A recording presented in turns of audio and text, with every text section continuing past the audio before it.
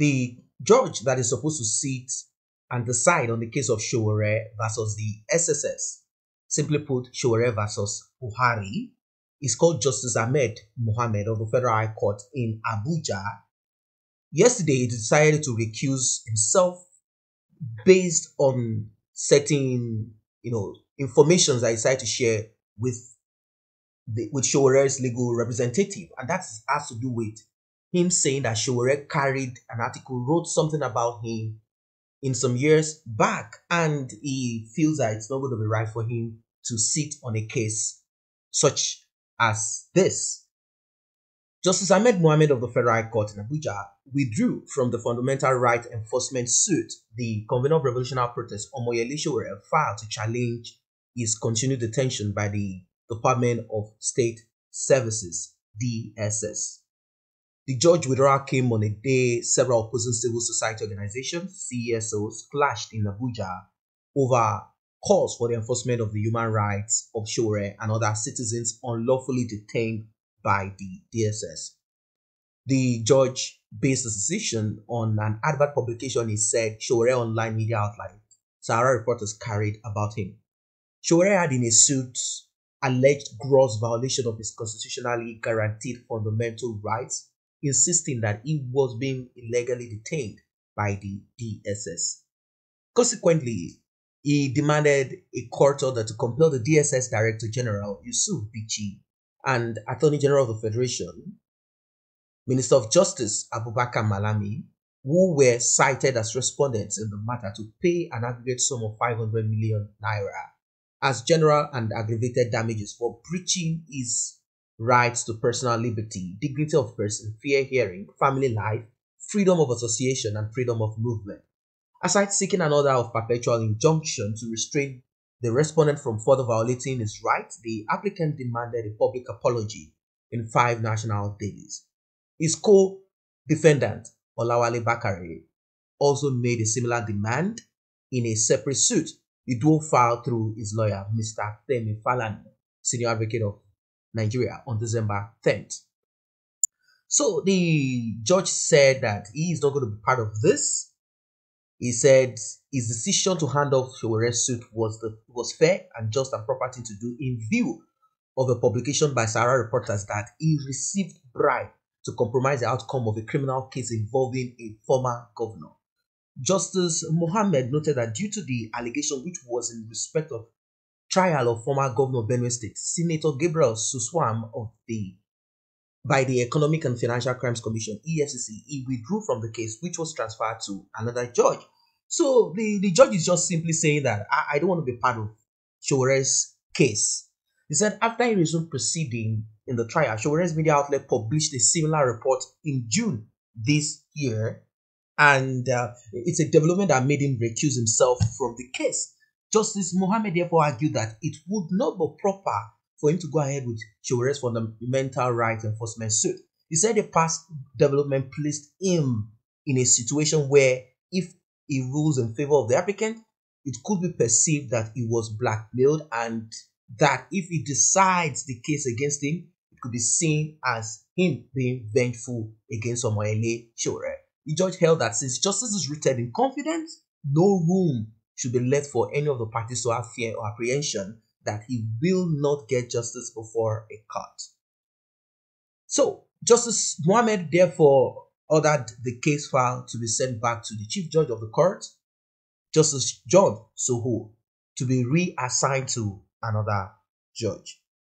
Before he took the decision, the judge sought opinion of lawyers on this matter in view of the said publication and implication it will have a public perception of his handling of SOW0R's case.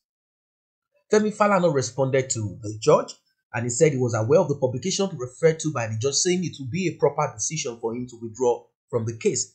He cited a 1995 decision of the Supreme Court that disqualified 8 justices from handling a case involving the winner of June 12, 1993 presidential election, late MKO Abiola, over his Concord previous publication concerning the justices. So I think it is fair that this judge recused himself, and no one is going to see him as being vengeful.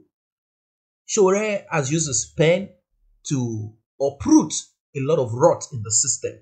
That being said, we cannot say he is 100% in whatever he does, but then we all know how endemic, how inimical this corruption and these activities are all over, from the presidency, legislators, down to the judiciary, and even amongst the police and law enforcement agencies. And this has kind of rooted itself in the psyche, in the life, practice of a lot of people. I call them typical Nigerians in that contraption called Nigeria. It could be recalled that Showore, who was the presidential candidate of the African Action Congress (AAC) in the last general election, was arrested, and I like to use the word abducted, kidnapped on August 2nd for calling for a nationwide protest against perceived maladministration of Major General Muhammadu Buhari's regime. He was subsequently arraigned before the Federal High Court in Abuja on September 30 and granted bail on October 4 by trial Justice Ijeoma Ojukwu. However, the DSS declined to release him and his co-defendants, who were slammed with a 7-count treasonable felony charge by the federal government. Displeased with conduct of the Secret Service, the trial judge on December 5 gave the agency 24 hours ultimatum to release the defendants from detention, vowing not to take further steps in the matter till the order was obeyed. Due to the ultimatum, the DSS temporarily released the defendants same day, only to invade the court the next day, December 6, and re-arrest, re-kidnap, re-abduct Showore in a manner that elicited wide condemnation from the public. AGF had since directed the agencies to hands off the trial and bring it to his own table. But I'm wondering how, if he himself is involved in this. After all, they were the ones that filed the case. Justice Inyang Eko of the High Court had on December 17 adjourned this case to enable both the DSS boss and the AGF appear before the court to respond to an ex parte application. Showore filed for an order to compel his unconditional release from detention. Since the court has commenced its annual vacation, the case file therefore was handed over to Justice Mohammed, who was retained as a vacation judge. And it's the same judge that is saying, sorry, I will not be involved in this, because people will see this as, oh, he blackmailed me, I'm trying to solve it, I'm trying to absolve him of whatever trumped charges that the government has brought up against him. And if he says otherwise, then people will say, oh, he's actually being hard on Showore because Showore also revealed some dirt, bribery that he was involved in. So, meanwhile, several opposing civil society organizations, CSOs, I brought you that story yesterday, clashed in Abuja over calls for the enforcement of the human rights of Showore and other citizens unlawfully detained by the Department of State Services, DSS.